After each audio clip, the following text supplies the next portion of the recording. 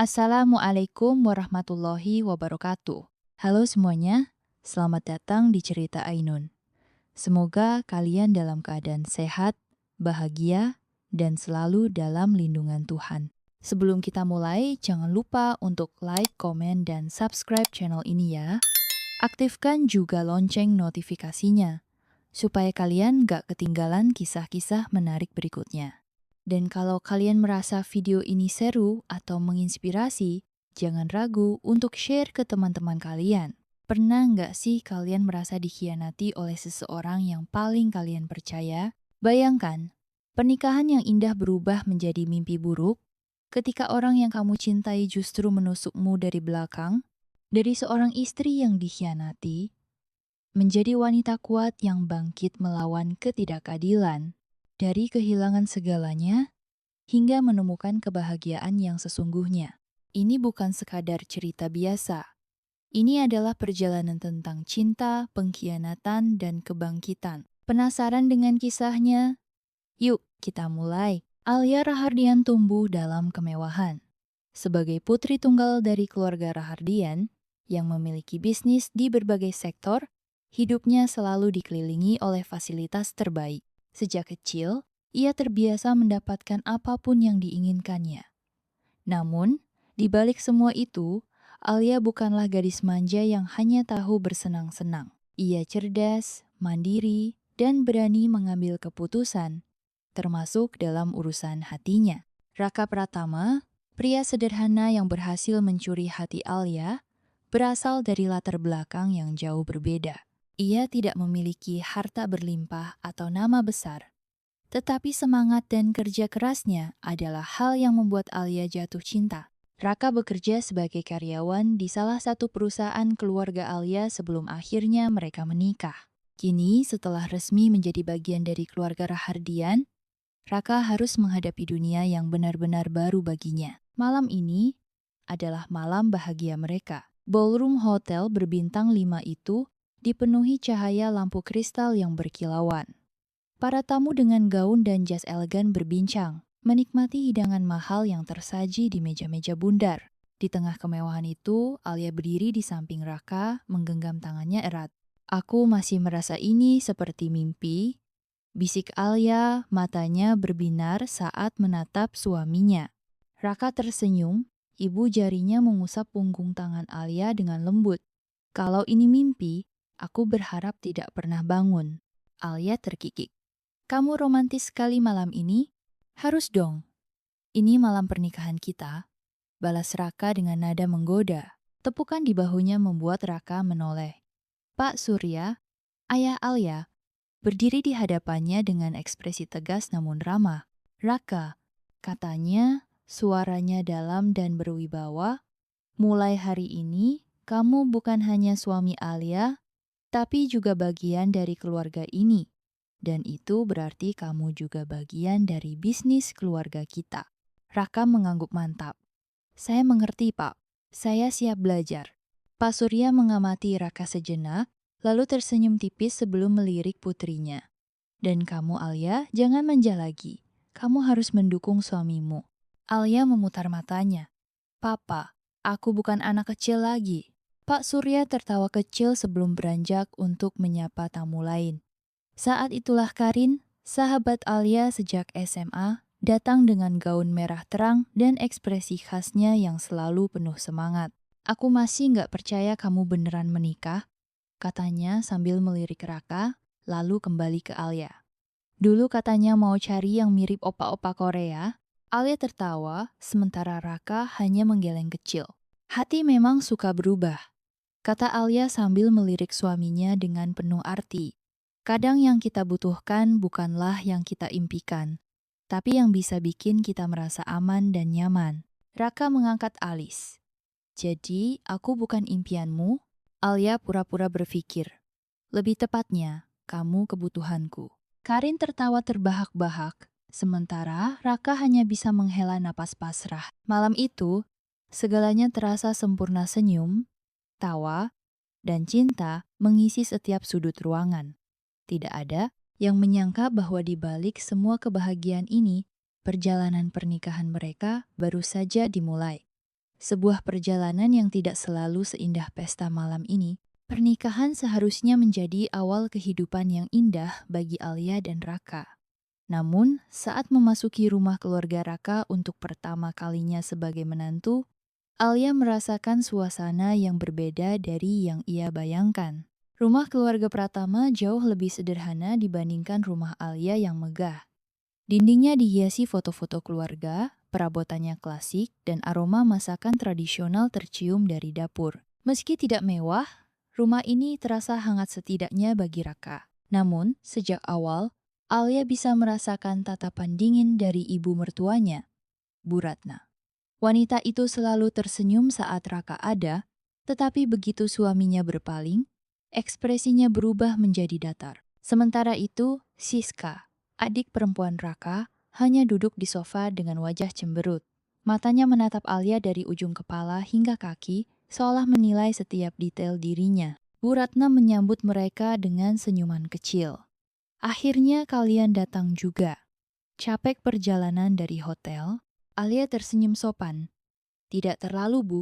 Bu Ratna mengangguk. Lalu matanya melirik koper yang dibawa Raka. Banyak sekali barang yang kalian bawa. Ini cuma untuk beberapa hari kan? Alia sedikit terkejut dengan nada suara itu. Meski terdengar biasa, ada kesan tidak suka dalam ucapan Bu Ratna. Raka tertawa kecil, berusaha mencairkan suasana. Alia bawa beberapa keperluan, Bu. Biasa, perempuan pasti lebih detail kalau soal barang-barang. Siska mendengus pelan. Atau mungkin karena Mbak Alia terbiasa hidup mewah, jadi susah kalau barangnya kurang lengkap. Alia menoleh ke arah Siska, mencoba mencari tahu apakah itu lelucon atau sindiran. Namun, ekspresi gadis itu tetap datar, bahkan terkesan sinis. Siska, tegur Raka lembut, jangan begitu. Siska mengangkat bahu. Aku cuma bilang yang sebenarnya, Kak. Alia tetap mempertahankan senyumnya. Ia sadar, adaptasi dengan keluarga Raka tidak akan mudah. Malam harinya, mereka duduk bersama di meja makan. Bu Ratna memasak sendiri hidangannya sederhana, tapi menggugah selera. Raka terlihat sangat menikmati makanannya. Sementara Alia berusaha menyesuaikan diri dengan hidangan yang jauh dari makanan restoran mahal yang biasa ia santap. Alia, coba ini. Masakan ibu memang tidak semewah makanan di restoran, tapi ini favorit Raka sejak kecil, kata Bu Ratna dengan senyum tipis. Alia mengambil sedikit lauk dan mencicipinya. Enak, Bu, saya suka. Bu Ratna mengangkat alis. Benarkah? Tidak terlalu asin atau terlalu sederhana untuk lidah orang kaya.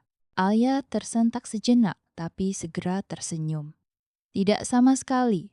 Saya justru kagum, makanan rumahan seperti ini punya rasa yang hangat dan nyaman. Bu Ratna tidak menjawab, hanya menatapnya sejenak sebelum kembali makan. Siska yang duduk di seberang Alia hanya memutar-mutar sendoknya. Oh iya, Kak Raka, katanya tiba-tiba, setelah menikah, Kakak tetap tinggal di rumah ini kan? Atau bakal langsung balik ke rumah Mbak Alia yang besar itu? Raka tersenyum. Sementara waktu kami akan tinggal di apartemen dulu, Sis. Lebih dekat dengan kantor juga. Siska menghela napas dramatis. Padahal kalau kakak tinggal di sini, Mbak Alia bisa belajar hidup lebih sederhana. Biar tahu rasanya nggak selalu dapat yang diinginkan. Alia hampir tersedak mendengar ucapan itu, tetapi ia tetap berusaha tenang. Ia tidak ingin membuat suasana semakin buruk. Bu Ratna menaruh sendoknya dan menatap Siska dengan tatapan peringatan. Siska, cukup. Jangan bicara seperti itu. Siska diam, tapi wajahnya jelas masih penuh ketidaksukaan. Alia tersenyum kecil, menatap Raka yang terlihat sedikit canggung. Dalam hati, ia bertanya-tanya seberapa lama ia bisa bertahan dalam situasi seperti ini. Malam itu, Alia menyadari satu hal. Mendapatkan hati keluarga baru tidak akan semudah memenangkan hati Raka. Hari-hari setelah pernikahan tidak berjalan semanis yang Alia bayangkan. Awalnya, ia berpikir bahwa perbedaan latar belakang hanya masalah waktu dan adaptasi. Namun, semakin lama, ia mulai menyadari ada sesuatu yang tidak beresekan akan Ada tangan tak terlihat yang perlahan berusaha merusak kebahagiaan mereka. Bu Ratna, yang awalnya hanya tampak dingin, kini semakin sering mencampuri urusan Alia, terutama dalam bisnis keluarga Rahardian. Sementara itu, Siska semakin terang-terangan menunjukkan ketidaksukaannya. Yang paling menyakitkan bagi Alia adalah perubahan sikap Raka. Pria yang dulu selalu berada di sisinya kini perlahan mulai berubah. Pagi itu, Alia duduk di ruang kerjanya di kantor, memeriksa laporan keuangan salah satu cabang perusahaan keluarganya. Matanya membesar saat melihat ada perubahan besar dalam rencana ekspansi bisnis. Apa ini? Gumamnya sambil mengernyitkan dahi. Sekretarisnya, Dina, berdiri di dekatnya dengan wajah canggung. Maaf Bu Alia, saya pikir Anda sudah tahu.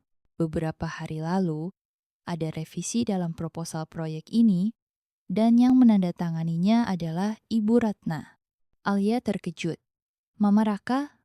Tapi dia bukan bagian dari manajemen perusahaan ini. Dina mengangguk pelan. Saya juga heran, Bu, tapi beliau datang langsung membawa dokumen dengan tanda tangan Pak Raka sebagai persetujuan. Alia merasakan dadanya menegang. Ia mengeluarkan ponselnya dan segera menelepon suaminya. Raka, aku baru lihat revisi proposal ekspansi. Kenapa Mama ikut campur? Tanyanya langsung, tanpa basa-basi. Dari ujung telepon, Raka terdengar menghela napas. Alia, Mama cuma ingin membantu. Dia punya pengalaman dalam bisnis. Aku pikir tidak ada salahnya mendengarkan sarannya. Alia meremas jemarinya. Tapi ini perusahaan keluargaku, Raka. Keputusan seperti ini seharusnya dibahas denganku dulu. Tidak semua harus selalu lewat kamu, kan? Jawab Raka, nada suaranya terdengar agak kesal. Alia terdiam. Untuk pertama kalinya, ia merasa Raka mulai berpihak pada keluarganya daripada dirinya. Di sisi lain, Siska juga tidak tinggal diam. Gadis itu tidak pernah benar-benar menerima kehadiran Alia dalam hidup kakaknya. Sore itu, Siska memasuki ruang tamu dengan senyum licik. Bu Ratna sedang duduk di sofa, menyeruput teh hangatnya dengan tenang. Ibu, panggil Siska. Tahu nggak, aku dengar Alia mulai kesal karena Kak Raka lebih mendengarkan Mama daripada dia. Bu Ratna tersenyum kecil, menaruh cangkirnya di meja. Dia memang harus belajar bahwa menikah tidak berarti bisa melakukan segalanya sesuka hati. Siska menyandarkan tubuhnya di sofa dengan wajah puas. Aku juga ada rencana kecil. Aku punya teman di kantor mereka yang bisa menyebarkan gosip kecil tentang Alia. Nggak berbahaya sih, cuma cukup untuk membuat orang-orang mempertanyakan kemampuannya. Bu Ratna mengangkat alis. Jangan berlebihan, Siska. Kita hanya ingin menempatkan dia pada tempatnya, bukan menghancurkannya. Siska terkekeh. Tenang saja, Bu. Aku tahu batasnya. Beberapa hari kemudian, Alia kembali dikejutkan oleh rumor yang beredar di kantor. Beberapa pegawai mulai membicarakan bahwa Alia hanya menumpang nama besar keluarganya dan tidak benar-benar kompeten dalam bisnis. Saat ia memasuki ruang kerja Raka, ekspresi suaminya terlihat dingin. Kamu dengar rumor itu? Tanya Alia, menatap suaminya dengan cemas. Raka menyandarkan tubuhnya di kursi. Iya, dan jujur saja Alia, aku mulai bertanya-tanya apakah kamu memang benar-benar bisa menjalankan bisnis ini sendiri. Alia merasa hatinya mencelos. Raka, kamu tahu aku bekerja keras. Aku tidak hanya duduk diam dan mengandalkan nama keluargaku. Raka menghela napas. Aku tidak tahu lagi, Alia. Aku merasa kamu mulai terlalu defensif akhir-akhir ini. Mungkin Mama memang benar, kamu butuh pandangan dari orang lain juga. Alia menatap Raka dengan kecewa. Suaminya, yang dulu selalu percaya padanya, kini mulai berubah. Perlahan, ia mulai sadar musuh. Terbesarnya bukan orang luar, tapi orang-orang yang seharusnya menjadi keluarganya sendiri. Dan yang lebih menyakitkan, suaminya perlahan mulai menjauh darinya. Alia mulai merasa pernikahannya perlahan berubah menjadi medan perang yang tak kasat mata. Dulu, Raka adalah pria yang penuh cinta dan dukungan. Kini, Ada keraguan dalam tatapannya, keraguan yang ditanamkan oleh orang-orang yang seharusnya menjadi keluarganya sendiri. Di balik senyum manisnya, Bu Ratna dengan licik terus menanamkan racun di hati putranya. Sementara itu, Siska semakin terang-terangan menunjukkan permusuhannya terhadap Alia. Perlahan, Raka yang dulu penuh cinta kini mulai ragu terhadap istrinya sendiri. Malam itu, Raka duduk di ruang keluarga rumah ibunya. Matanya lelah, pikirannya penuh dengan berbagai hal. Bu Ratna duduk di sampingnya, menatap putranya dengan lembut. "Raka, kamu kelihatan lelah sekali," ujar Bu Ratna, menyodorkan secangkir teh. Raka menghela napas, menerima cangkir itu. "Aku hanya banyak pikiran, Ma." Bu Ratna menghela napas pelan, seakan ikut merasakan beban anaknya. "Kamu tahu, Nak, Mama hanya ingin yang terbaik untukmu. Mama melihat kamu berubah sejak menikah dengan Alia. Kamu jadi lebih sering terbebani, lebih sering stres. Apakah itu yang disebut pernikahan bahagia?" Raka menatap ibunya, keningnya berkerut. "Alia tidak pernah membebani Kuma. Dia hanya ingin mempertahankan bisnis keluarganya." Bu Ratna menghela napas panjang, lalu menatap Raka dengan sorot penuh kekhawatiran. "Justru itu, Raka. Kamu pikir dia menikahimu karena cinta? Mama tidak ingin kamu tersakiti. Tapi kamu harus berpikir lebih jernih. Jangan-jangan dia hanya melihatmu sebagai cara untuk tetap memegang kendali atas perusahaannya." Raka terdiam. Ia ingin menyangkal, tapi benih keraguan mulai tertanam di hatinya. Siska tidak tinggal diam. Ia tahu bahwa Raka mulai goyah, dan ini adalah kesempatan emas baginya. Saat makan siang di rumah ibunya, ia dengan sengaja mengangkat topik tentang Alia. "Kak Raka," katanya dengan nada santai, "kamu sadar nggak sih, sejak menikah, kamu lebih banyak ngurusin bisnis keluarga Alia daripada bisnis sendiri?" Raka menatap adiknya dengan bingung. "Maksudmu?" Siska tersenyum miring. "Ya, lihat saja. Kakak awalnya hanya ingin kerja normal, tapi sejak menikah, kakak jadi masuk ke bisnis keluarganya. Kenapa? Karena Alia butuh kamu. Tanpa kakak, dia nggak bisa mempertahankan posisinya." "Jangan bicara seperti itu, Siska," tegur Bu Ratna lembut, meski sebenarnya ia setuju dengan kata-kata putrinya. "Tapi benar kan, Bu?" Siska berpura-pura menghela napas. "Aku kasihan sama Kak Raka. Kakak pikir Alia benar-benar butuh kakak sebagai suami? Jangan-jangan dia hanya butuh kakak sebagai pion di perusahaannya." Raka terdiam. Lagi-lagi, ucapan itu membuatnya berpikir. Beberapa hari kemudian, Alia pulang lebih awal dari kantor. Saat masuk ke dalam apartemen, ia melihat Raka duduk di sofa dengan ekspresi yang sulit ditebak. "Hei," Alia menyapa sambil tersenyum. "Kamu sudah pulang duluan?" Raka menatapnya, lalu mengangguk pelan. "Iya, aku perlu waktu untuk berpikir." Alia mengerutkan kening, lalu duduk di samping suaminya. "Tentang apa?" Raka menghela napas sebelum akhirnya bertanya dengan suara pelan tetapi menusuk. "Alia, kamu menikah denganku karena aku atau karena kamu butuh aku untuk bisnis keluargamu?" Alia terkejut. Ia tidak pernah menyangka pertanyaan itu akan keluar dari mulut suaminya. "Apa maksudmu, Raka?" Suaranya sedikit bergetar. "Aku cuma ingin tahu," kata Raka, nadanya serius. "Aku dengar banyak hal akhir-akhir ini. Mama dan Siska bilang, mungkin saja kamu memilihku bukan karena cinta, tapi karena aku bisa membantumu mempertahankan perusahaan keluargamu." Alia terdiam, matanya mulai memanas. "Jadi, kamu lebih percaya kata-kata mereka daripada aku?" Raka menatapnya, terlihat ragu. "Aku hanya ingin tahu yang sebenarnya, Alia." Alia tertawa kecil tapi terdengar pahit. "Raka, aku mencintaimu bukan karena siapa kamu di dalam bisnis keluargaku. Aku tidak pernah berpikir untuk menggunakanmu seperti itu. Tapi kenapa kamu selalu menolak masukan dari Mama?" Potong Raka. "Kenapa kamu selalu ingin mengendalikan semuanya sendiri?" Alia menatap suaminya dengan kecewa. "Karena ini adalah bisnis keluargaku, Raka. Aku dibesarkan di dalamnya. Aku tahu bagaimana menjalankannya."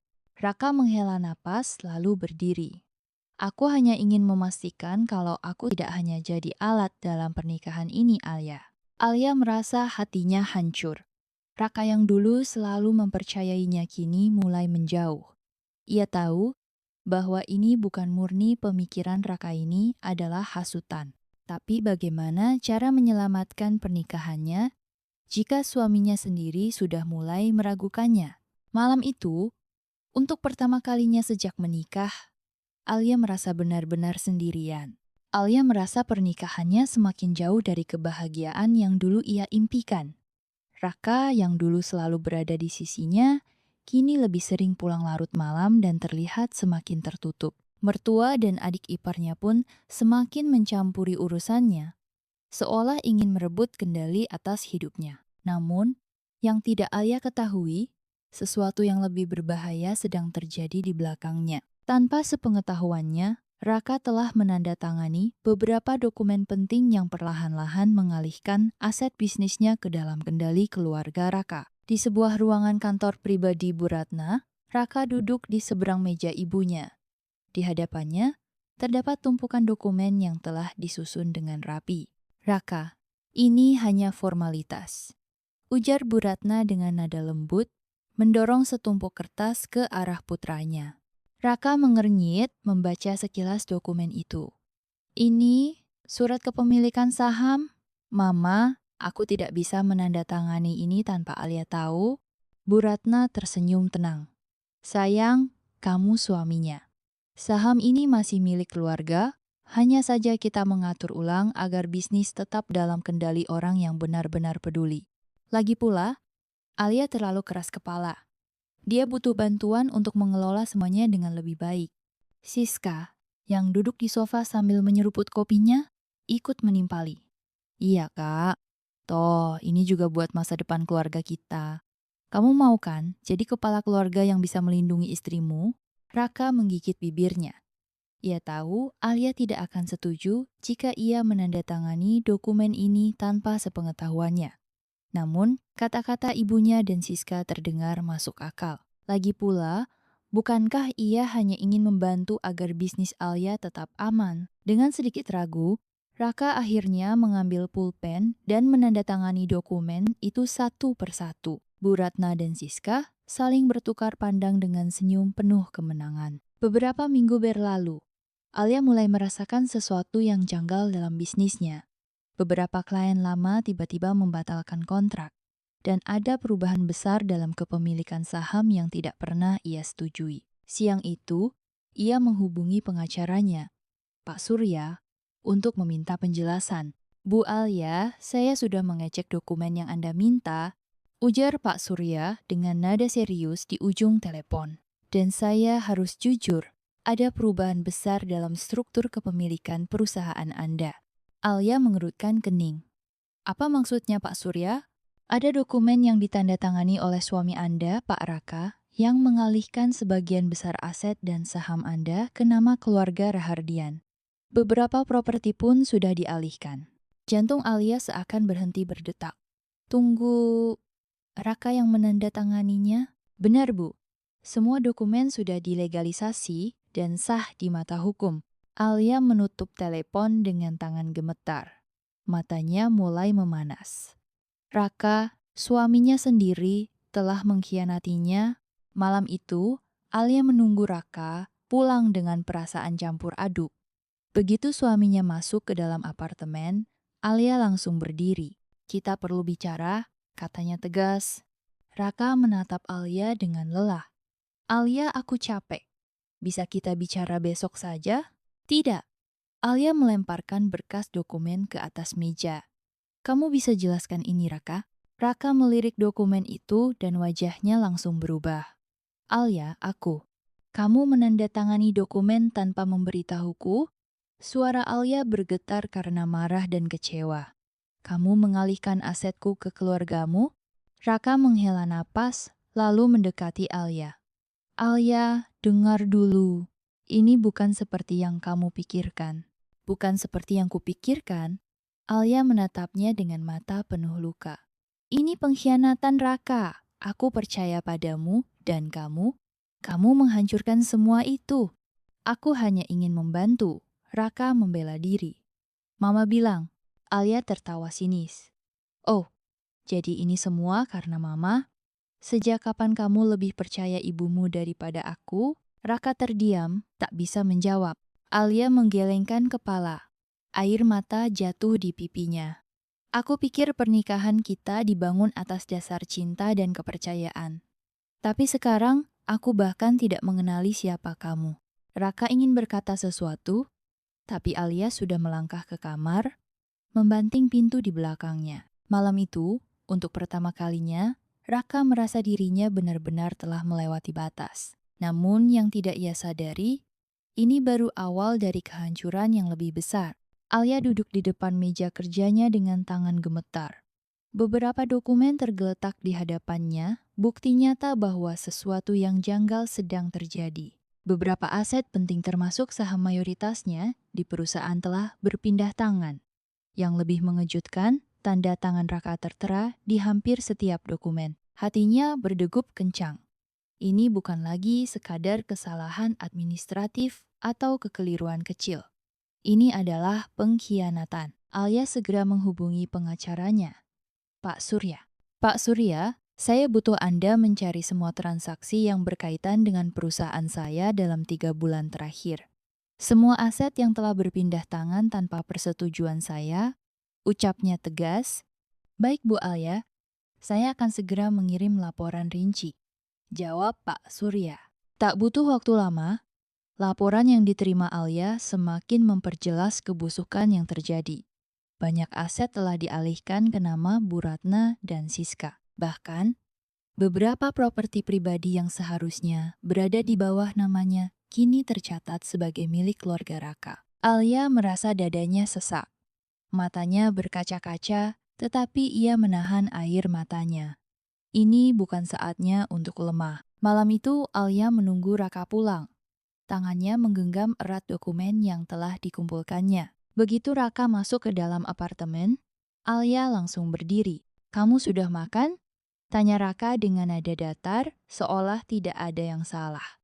Kamu yang seharusnya menjawab pertanyaanku, Raka. Suara Alia dingin. Kamu bisa jelaskan ini? Alia melemparkan dokumen ke atas meja. Raka menatap kertas-kertas itu, lalu ekspresinya berubah. Alia, aku bisa jelaskan. Ujarnya, suaranya terdengar ragu. Jelaskan? Jelaskan apa, Raka? Alia mendekat, matanya memancarkan kemarahan yang tak bisa lagi ia tahan. Bahwa kamu diam-diam telah mengambil alih asetku. Bahwa kamu lebih memilih mendengarkan ibumu dan adikmu daripada mempercayaiku. Raka terdiam. Kenapa, Raka? Suara Alia mulai bergetar. Aku mencintaimu. Aku percaya padamu. Tapi ini yang kamu lakukan padaku? Raka menghela napas panjang dan mencoba menggenggam tangan Alia, tapi Alia mundur.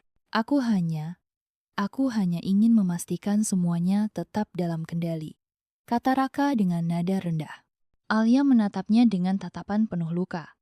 Dalam kendali siapa, Raka? Aku atau keluargamu? Bisnis itu terlalu besar untuk kamu kelola sendiri. Alia, Raka mulai membela diri. Mama hanya ingin membantu. Keluargaku ingin memastikan bahwa kita tidak kehilangan apa yang sudah ada. Alia tertawa kecil tapi terdengar penuh kepahitan. Jangan katakan, kita Raka, yang kehilangan itu aku. Kamu dan keluargamu justru yang mendapat untung dari ini semua. Raka tidak bisa membantah. Ia tahu Alia benar. Kamu bahkan tidak bertanya. Padaku, kamu langsung percaya semua kata-kata mereka. Lanjut Alia. Jadi selama ini, aku hanya alat untuk kalian? Hanya pion yang bisa kalian kendalikan sesuka hati? Raka menatap Alia, matanya penuh dengan rasa bersalah. Tapi sebelum ia sempat berbicara lagi, Alia sudah melangkah pergi. Alia menoleh sekilas. Mulai malam ini, aku tidak akan pernah percaya padamu lagi. Raka hanya bisa terdiam, melihat wanita yang dulu sangat mencintainya kini menatapnya dengan penuh kekecewaan. Dan untuk pertama kalinya, ia merasa telah benar-benar kehilangan Alia. Alia duduk di ruang kerjanya dengan tangan gemetar. Ia menatap dokumen-dokumen di depannya, Bukti tak terbantahkan bahwa suaminya sendiri telah mengkhianatinya. Hatinya terasa seperti ditikam berulang kali. Raka, pria yang dulu ia cintai dan percaya, telah berubah menjadi sosok asing yang tega menusuknya dari belakang. Namun, satu hal yang Alia yakini, ia tidak akan tinggal diam. Malam itu, ketika Raka pulang, Alia sudah menunggunya di ruang tamu. Ia duduk dengan tenang, tetapi matanya tajam, penuh dengan kemarahan yang tertahan. Raka, panggilnya pelan namun tegas. Raka menoleh, sedikit terkejut melihat Alia masih terjaga. Kamu belum tidur? Kita perlu bicara, kata Alia dingin. Raka menghela napas dan duduk di sofa seberangnya. Aku sudah tahu ini soal apa. Alia menggeser setumpuk dokumen ke hadapan suaminya. Jelaskan ini. Raka menatap dokumen-dokumen itu, lalu mendesah. Alia, aku sudah bilang ini semua demi keluarga. Alia terkekeh sinis. Demi keluarga? Keluarga siapa, Raka? Karena jelas bukan kita berdua. Raka menatap Alia dengan ekspresi yang sulit ditebak. Alia, aku hanya ingin memastikan semuanya tetap aman. Bisnis keluargamu terlalu besar untuk kamu tangani sendiri. Mama dan Siska hanya ingin membantu. Membantu? Alia mengepalkan tangan. Mereka tidak membantu, mereka mencuri Raka. Dan kamu membiarkan mereka melakukannya. Raka tetap bersikap dingin. Aku melakukan apa yang menurutku benar. Alia menatapnya dengan mata yang berkaca-kaca. Jadi menurutmu, menghancurkan kepercayaan istrimu itu benar? Alia, kamu tidak mengerti. Kata Raka, suaranya mulai naik. Aku laki-laki dalam rumah tangga ini. Aku harus memastikan keluarga kita tetap berdiri. Kamu terlalu keras kepala, terlalu mandiri. Aku hanya ingin mengambil alih apa yang seharusnya aku kendalikan sejak awal. Alia merasa dadanya semakin sesak. Ia benar-benar tidak mengenali pria yang ada di hadapannya saat ini. Seharusnya kamu kendalikan, ulang Alia dengan suara bergetar. Jadi ini semua tentang ego laki-laki? Bukan tentang aku, bukan tentang kita, tapi tentang kamu yang merasa harus memiliki semuanya? Raka tidak menjawab. Alia menghela napas panjang, mencoba menenangkan dirinya. Aku percaya padamu, Raka. Aku memberikan seluruh hatiku untukmu. Tapi sekarang aku sadar, kamu tidak pernah benar-benar mencintaiku. Raka menatapnya dengan ekspresi terkejut. Alia, itu tidak benar. Alia tersenyum getir. Kalau kamu mencintaiku, kamu tidak akan tega mengkhianatiku seperti ini. Ia berdiri, menatap Raka untuk terakhir kalinya sebelum berbalik. Aku tidak akan diam, Raka, kata Alia tanpa menoleh. Kamu pikir aku akan menyerah? Kamu salah besar. Setelah mengatakan itu, Alia melangkah pergi, meninggalkan Raka yang hanya bisa menatap kepergiannya dengan diam. Di dalam kamar, Alia akhirnya membiarkan air matanya jatuh. Ia duduk di tepi ranjang, menutup wajahnya dengan kedua tangan. Ini bukan sekadar kehilangan aset atau bisnis.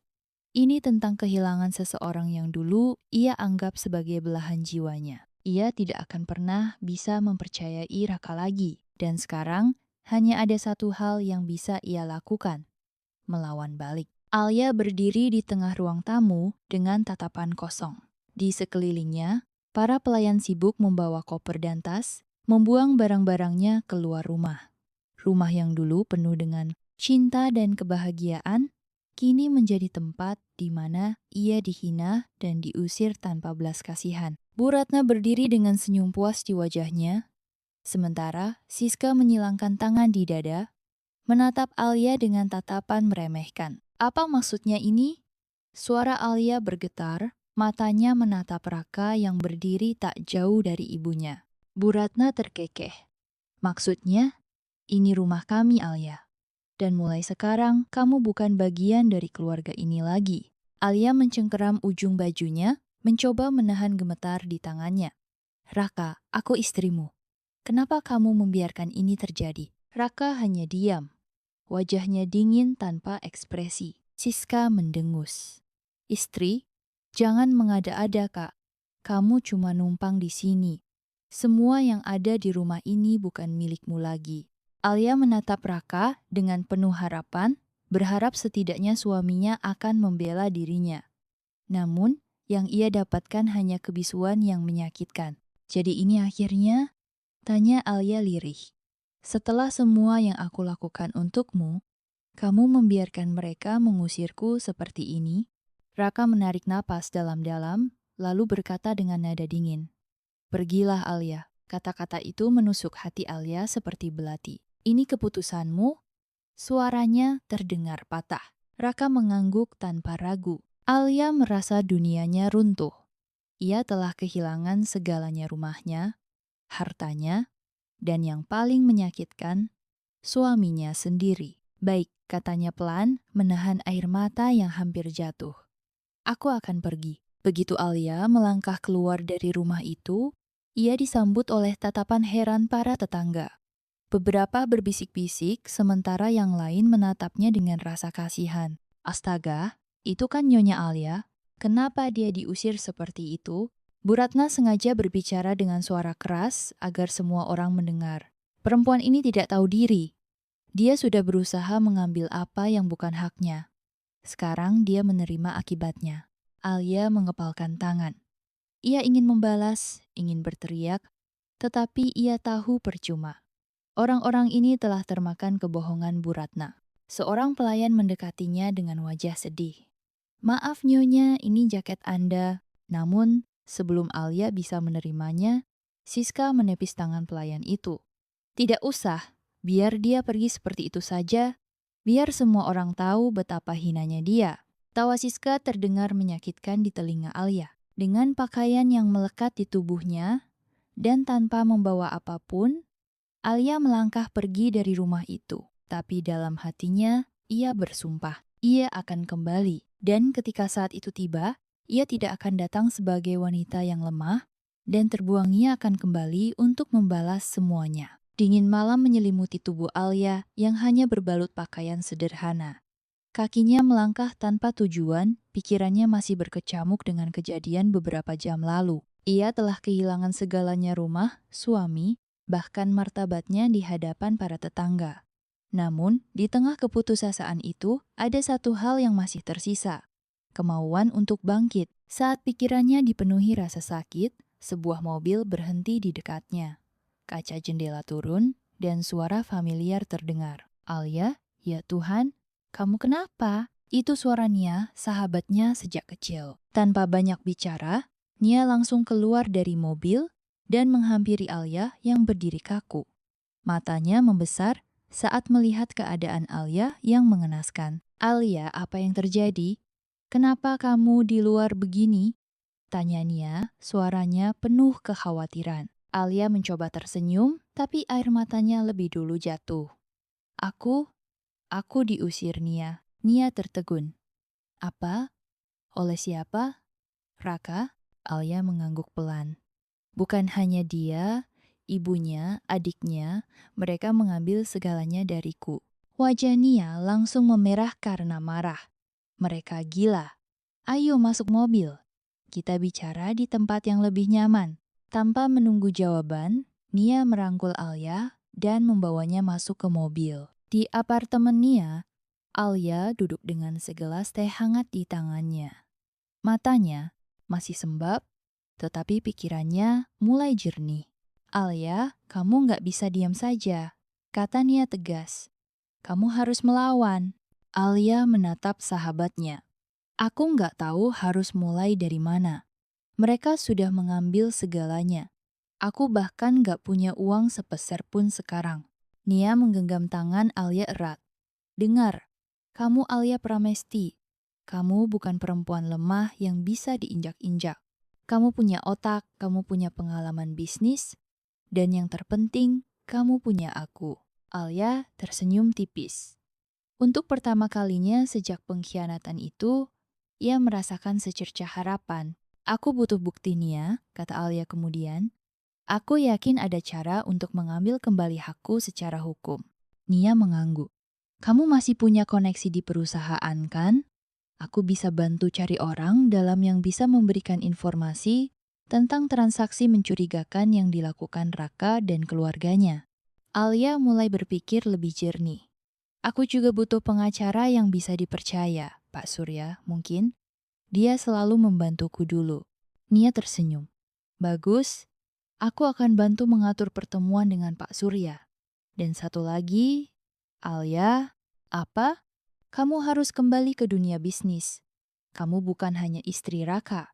Kamu adalah seorang pemimpin.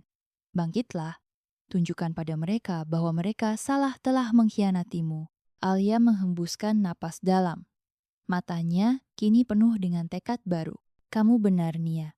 Aku akan bangkit. Aku akan merebut kembali apa yang menjadi hakku. Dan kali ini, Alia tidak akan membiarkan siapapun menjatuhkannya lagi. Setelah malam yang panjang dan penuh air mata, Alia akhirnya menemukan kembali kekuatannya. Dibantu oleh Nia, ia mulai menyusun langkah untuk merebut kembali apa yang telah diambil darinya. Namun, ia sadar bahwa untuk melawan Raka dan keluarganya, ia tidak bisa bergerak sendiri. Ia membutuhkan seseorang yang memahami hukum dan bisa membantunya secara strategis. Dan itulah yang membawanya ke hadapan Arman, seorang pengacara handal yang dikenal karena keahliannya dalam menangani kasus korupsi dan penipuan bisnis. Alia duduk di sebuah kafe dengan gugup. Tangannya menggenggam cangkir kopi yang sudah mendingin.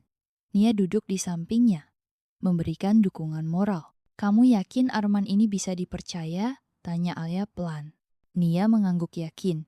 Dia pengacara terbaik yang kita punya. Dulu dia pernah bekerja sama dengan ayahmu sebelum beliau meninggal. Dia tahu bagaimana sistem bisnis keluargamu bekerja. Alia menarik napas dalam.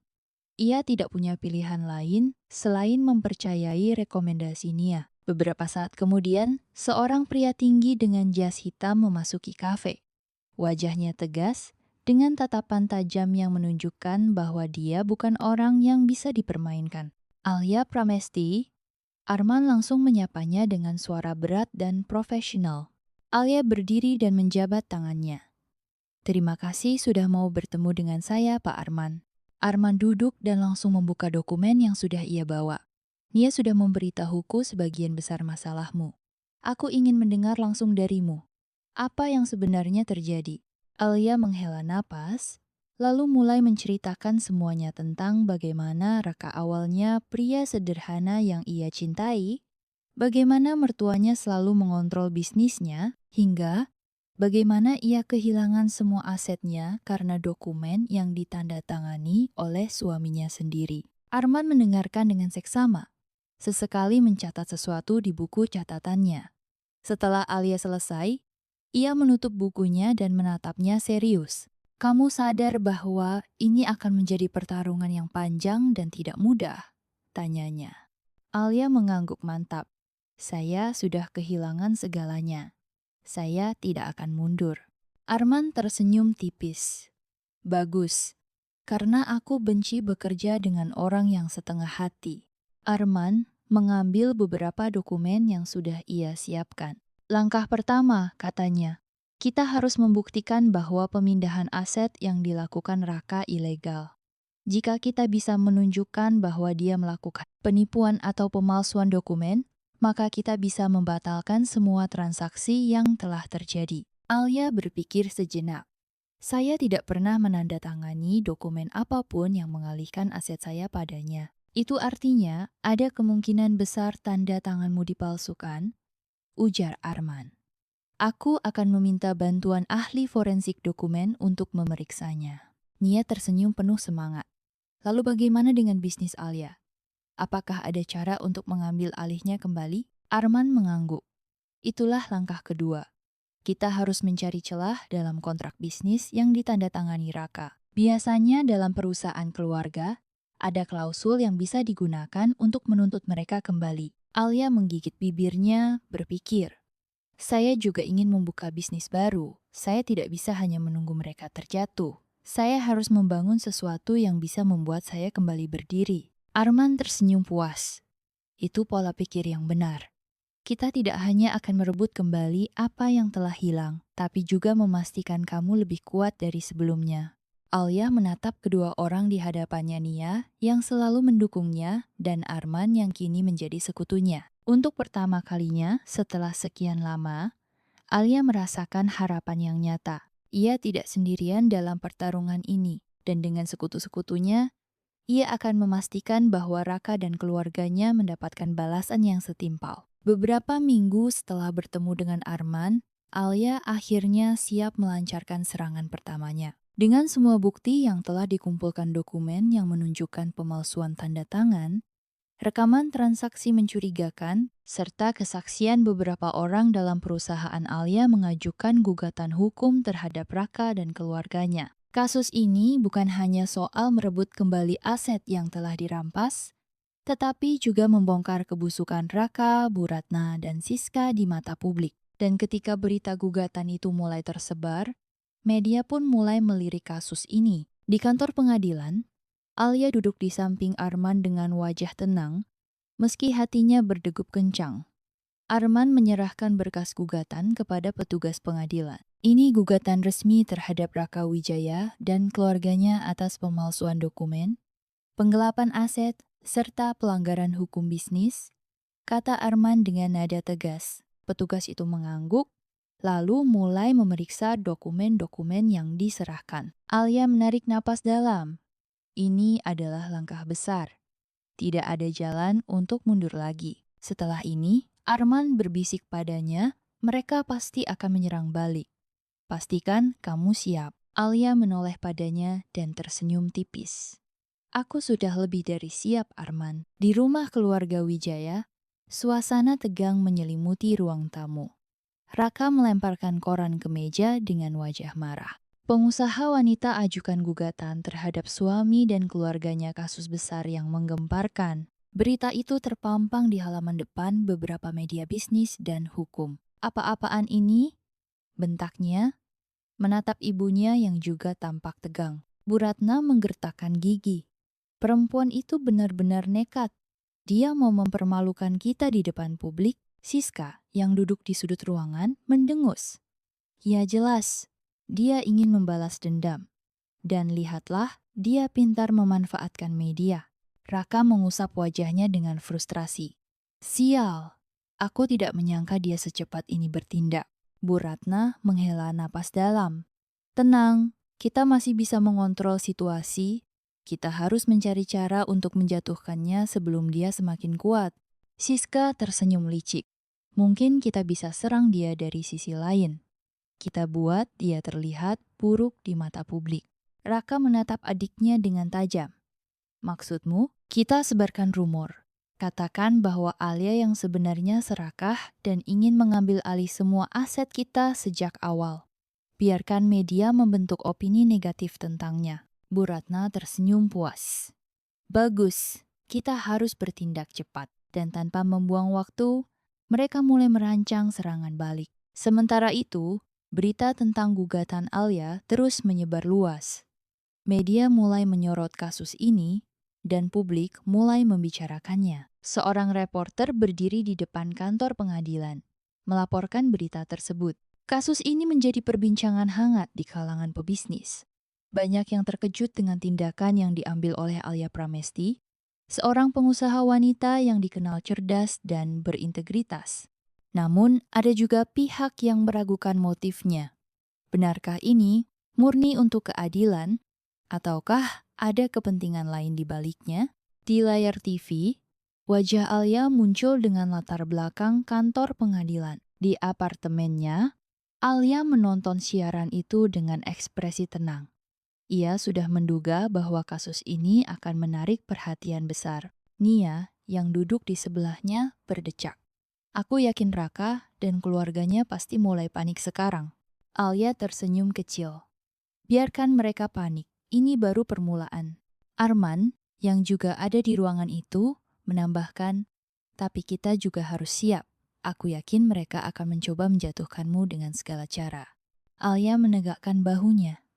Biarkan mereka mencoba. Aku tidak akan mundur. Untuk pertama kalinya dalam hidupnya, Alia tidak lagi menjadi korban. Kini, ia adalah pihak yang menyerang.